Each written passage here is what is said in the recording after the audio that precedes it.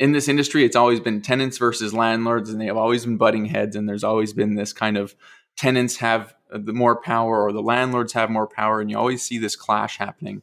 So what we're providing in the market is a win-win solution for both sides. Hello, and welcome to Sink or Swim, a weekly podcast brought to you by RentSync, where we take a deep dive into the PropTech, multifamily, and rental housing industry. In each episode, we uncover the technologies and strategies used to help overcome operational challenges and increase the value of your multifamily investments. So, let's get into our conversation today. Welcome back to another episode of Sink or Swim, the podcast where we take a deep dive into the PropTech, multifamily, and rental housing industry. I'm your host, Matt Hildebrand. Also joining us again, Giacomo Lattis, Communications Manager at Rentals.ca. Jock, how's it going today? Pretty good, Matt. Thanks for having me back. Always happy to have you. So today we are joined by Thomas Deneve, founder and CEO of RentFund. Thomas, welcome to the show. Hey, thanks for having me. It's awesome to be here. So Thomas, we always start off the show, for any listeners out there that don't know about RentFund, hoping you could provide our listeners with a little overview of RentFund and what inspired you to start a company like this. Yeah, I think to keep it simple, Matt, basically the problem that we're looking to solve is, it's a very common problem that landlords have, and anyone in this industry probably has had or is going to have maybe in the future, is property damage. It's a very costly thing. And I was a landlord and I faced this problem, and as well as a lot of the other landlords that I had known, they were facing this challenge as well. And a lot of times you can ask for a damage deposit. Typically you can screen tenants and you try to find the best tenants, but sometimes that just doesn't work. So I started to do some research and look and see if there was any other solution for this, and there wasn't. So what RentFund does is it incentivizes tenants to take better care of property by giving tenants back a portion of each rent payment and holding it in an investment for the period of the time that they're renting. And what this does is it helps tenants benefit financially from their biggest monthly expense, which is their rent. But it also incentivizes them to take better care of the property that they're renting, because now instead of just being a renter, they actually start to feel like an owner because they have a piece of the pie as well, if that makes sense. So that's kind of in a nutshell what it is and the problem that we're solving. Well, that's great, Thomas. Because as we know, right, the tenant-landlord relationship, it can get pretty divisive at times. Mm-hmm. Probably more so than ever now with the way that rent's going and the prices that we're seeing. And because of that, we know that maintaining that positive relationship between tenants and landlords is so crucial. Yeah. So could you get into a little bit of how RentFund approaches that dynamic between tenants and landlords, and especially when it comes to these financial matters? So just like you said, Jacques, it's in this industry, it's always been tenants versus landlords, and they have always been butting heads. And there's always been this kind of tenants have the more power or the landlords have more power, and you always see this clash happening. So what we're providing in the market is a win-win solution for both sides. Like I said, landlords are happy because they have better quality tenants that take better care of their property, and tenants are happy because, well, they're able to benefit from their biggest monthly expense. And a lot of people, especially right now, like you just said, like with the economy, especially in Canada and even in the United States, over 56% of Canadians live paycheck to paycheck, and they're not able to save anything for their future, right? Over 54% of Canadians, when they go to retire, and these are old statistics, mind you, like it's getting worse. The younger generations, it's actually even worse. So these are kind of old stats, but 54% of Canadians, when they go to retire, they have nothing saved for retirement, so they can't retire. And there was a new statistic that came out recently, which was basically 9 million Canadians that rent believe that they're not ever going to be able to own. They'll have to rent forever. So there's a lot of people that have lost hope. And I think with RentFund, what kind of the approach that I wanted to take is to try and give some people hope back, that they could eventually maybe build something up for themselves and their family and then own something and live that dream of potentially buying that home in the future because they were able to put some money away, right? And just a lot of people aren't in that position. I kind of went off topic there, Jaka, a little bit, but the question that you asked was like, how is RentFund kind of approaching the transaction, I guess, the relationship between these people? So from a more technical aspect, I guess what we provide is a payment application for landlords and tenants. So tenants can pay their rent through RentFund's application, and landlords can collect the rent through the application. And it's pretty simple. You just would download it, and then you can just start paying your rent through the platform, and then landlords can download it and start collecting their rent through the platform. So yeah, hopefully that answers your question. Mm-hmm. No, for sure.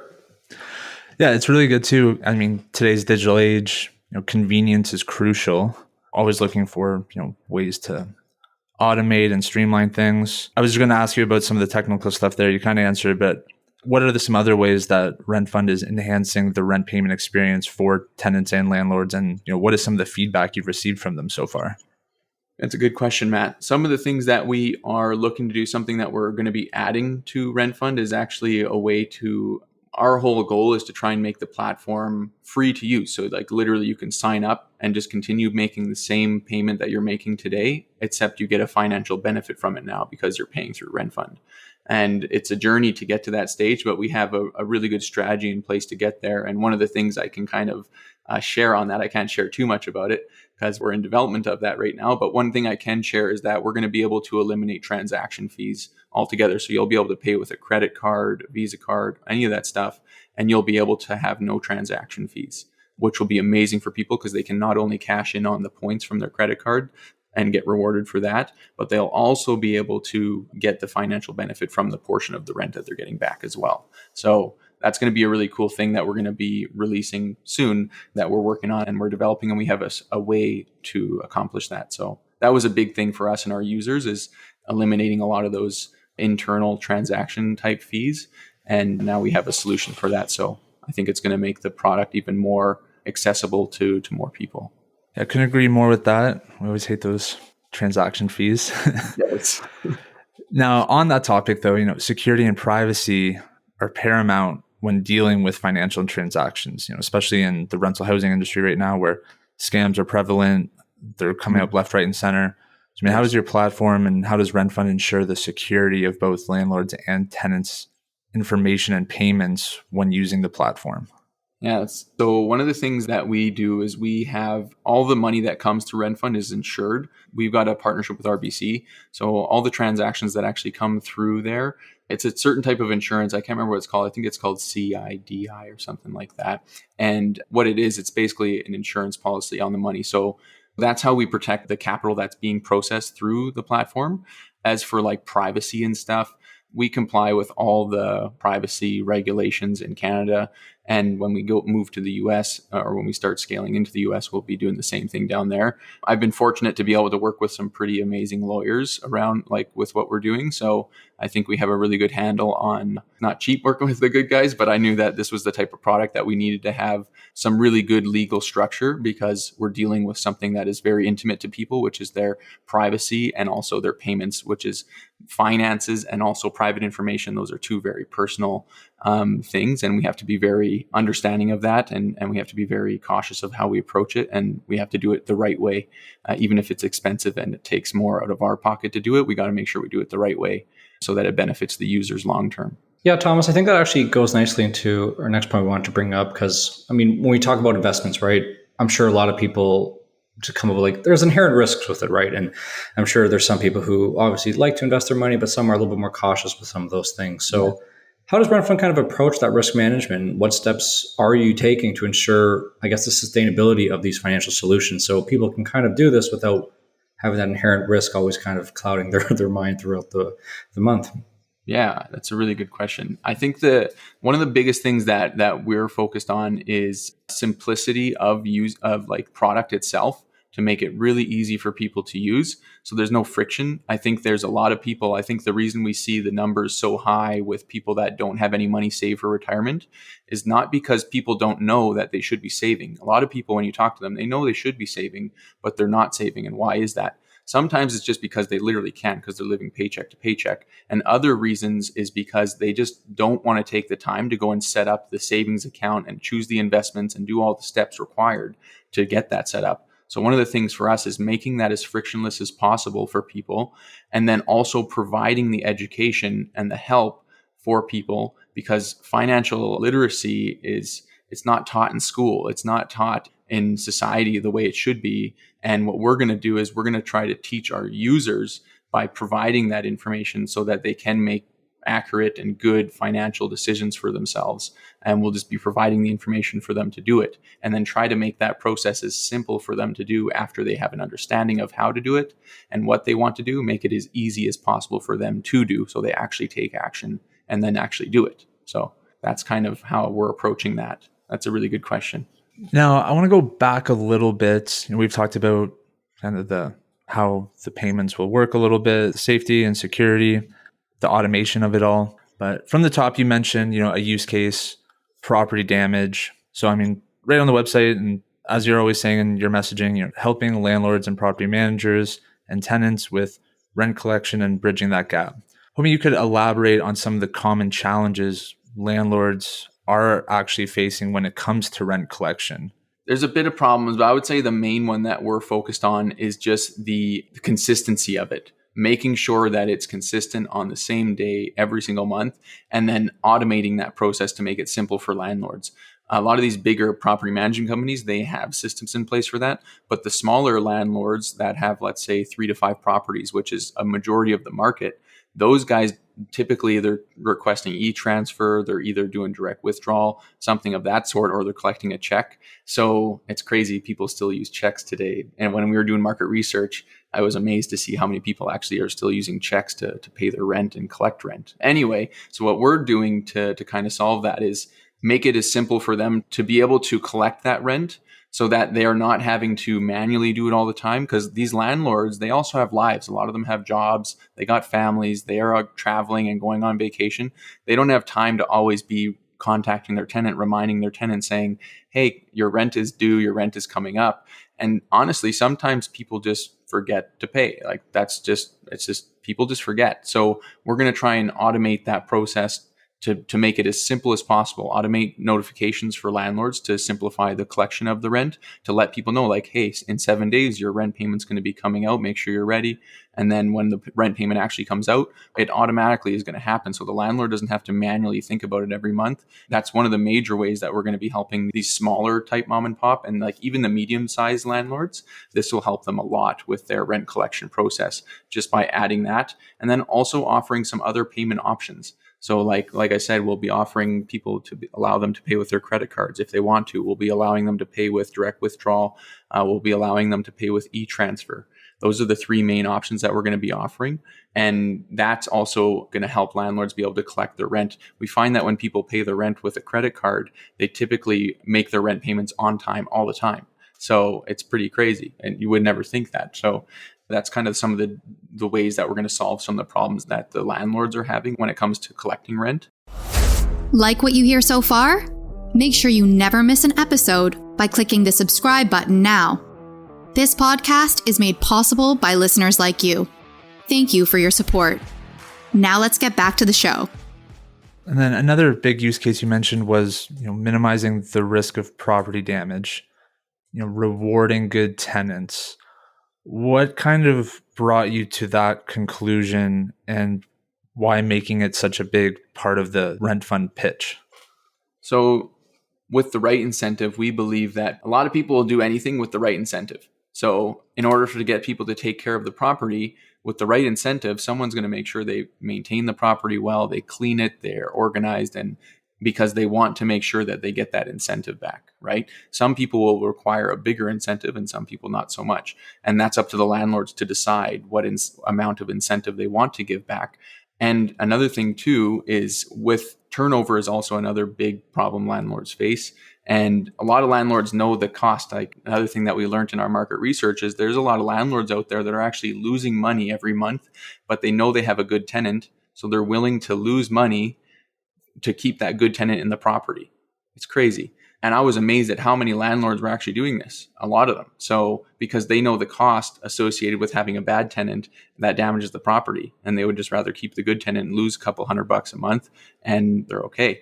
So that was an interesting thing that we kind of learned about the landlords as well, is that they're already basically incentivizing their tenants already.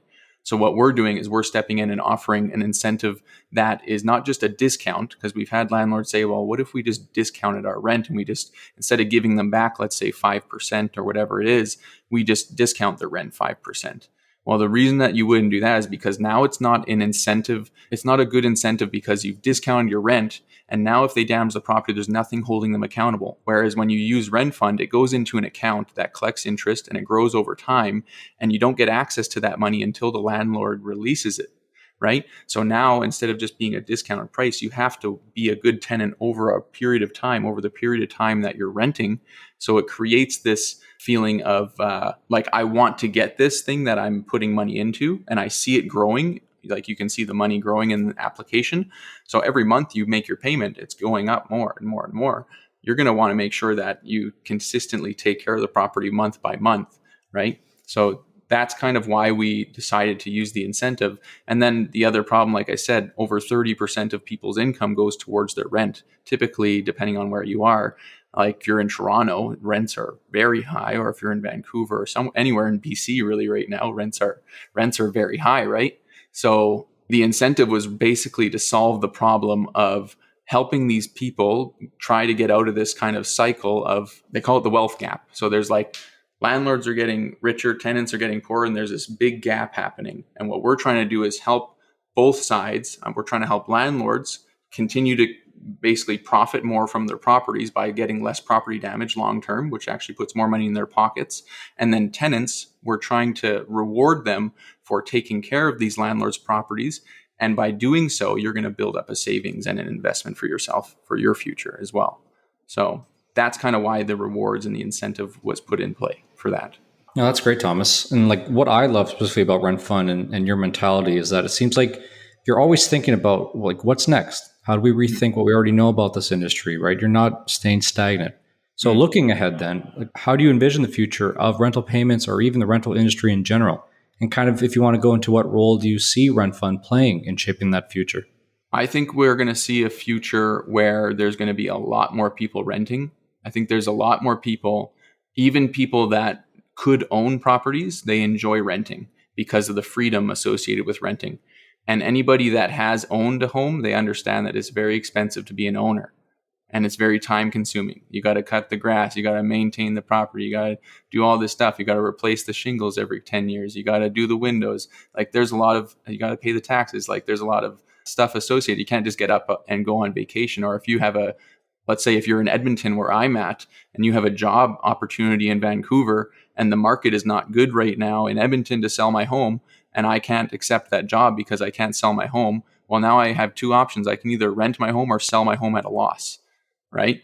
And that's a hard place to be for a lot of people. And there's a lot of people that get stuck in that position that I just described. So I think the future of what we are offering is actually allowing people to benefit financially from their biggest monthly expense, which is rent, but still have the freedom. We have this slogan that we say, it's like you have the benefits of owning with the freedom of renting, right? So you have the benefits of owning, right? You're able to grow an investment and benefit from that payment, but you have the freedom to move wherever you want. And that investment will transfer with you into any property that you move into. That's the unique thing about RentFund is a lot of our competitors, they do like equity share, or they do something where it's kind of locked into the property. So they have to stay in that property, like rent to own. You have to stay in that property. Whereas RentFund, you're not confined to that location. And freedom is a big thing for us because we understand that in the future, we believe people will be renting more, not because they can't own, because they just want more freedom. And I think that's kind of where we're trending. No, that's an interesting point, Thomas. Like kind of what we're seeing now, right? Like a third of total households in Canada now are renters. It's like 5 million homes, and it's growing twice as fast as the rate of home ownership. Yeah. So, if we can look ahead and see that trend continuing, it makes complete sense what you're suggesting as well. I know Matt has a few other questions for you. I just wanted to jump in quickly. Yeah. I do love the fact that this is not a rent to own program. I know a lot of people are looking into those right now as options because, as you mentioned, they can't afford now, but they want to own. But this is, you're really not looking for people to own in the future. I mean, it'd be amazing if they can, but how can you empower renters now in the short term without the maybe fake promise or unrealistic goal of owning a house that you're renting in the future? Because so much changes, like you said, like job opportunities and people move. So maintaining that flexibility, but also still empowering them a little bit more. Yeah, absolutely.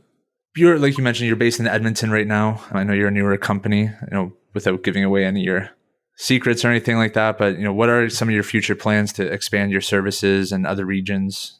I think very, very soon we're going to be available all across Canada. Right now we're in Alberta, and as a startup company, it's very important not to bite off more than you can chew. I had a mentor tell me once, he said, a lot of founders don't starve themselves because they don't have enough to eat. They kill themselves because they overeat. That's what he said. And that stuck with me. So I was like, I'm going to make sure that when I launch this company, I'm going to stick to a specific location and then slowly expand from there. Kind of like when you drop a rock into water, it has that first initial splash and then you have the ripple. That's kind of the way that I wanted to kind of grow and develop and to get the market feedback, really. So I feel like we have a lot of market feedback now. People seem to really love what we're doing. And now we have people all over Canada really are asking us to like go into their city or like, is this available down here? Is this available in BC?